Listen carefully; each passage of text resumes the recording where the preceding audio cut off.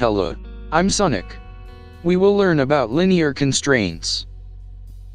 Did you know about the linear programming? Of course, it's much before the old method. You have learned about these two ways, elimination method and Cramer's rule. Let's take a quick review that you have to keep in mind.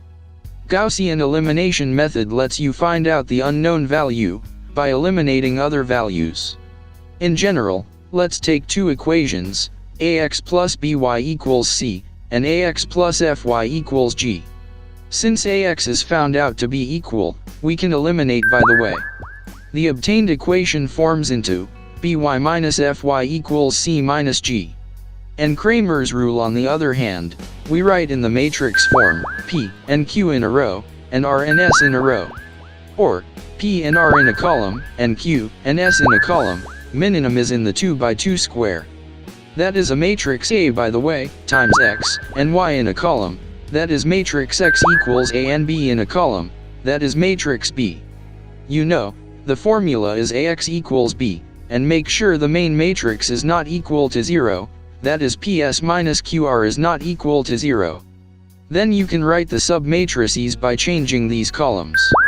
That is, submatrix divided by main matrix equals the obtained value. Now we will go ahead with the constraints. A linear constraint is a mathematical expression where linear terms are added or subtracted and the resulting expression is forced to be greater than or equal to, less than or equal to, or exactly equal to a right-hand side value. Note that x and y do not use negative quantities. In general, the constraint can be written in three ways. First case, ax plus by is greater than or equal to c. Then you can plot this line on a graph. It is shaded in the positive side without touching the origin. Second case, if it is less than or equal to the value c, this is shaded in the negative side that can satisfy its origin. And third case, if it is an only equal sign, it is just a line, neither can be shaded towards the positive side, nor to the negative side. For example, take a first constraint, 3y plus x is less than or equal to 9. On a graph, we can plot a line 3y plus x equals 9. Can we satisfy the origin if it is less than 9? Yes, it is. This will have a shaded region towards the negative side. Similarly, if we take a second constraint, say minus 4x plus y greater than or equal to 8. Can we satisfy the origin if it is greater than 8? Well, no, this does not exist. The shaded part is away from the origin. This obtains as a feasible region when we have two or more constraints.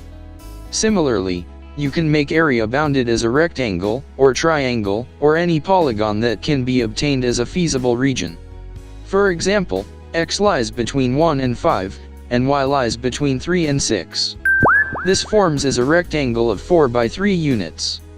The area obtained is 12 square units. You can find out the feasible region obtained more than two constraints. This is just a basics of the linear constraints. You could find out the formulation and its optimal value later. Like, comment, and subscribe now on YouTube.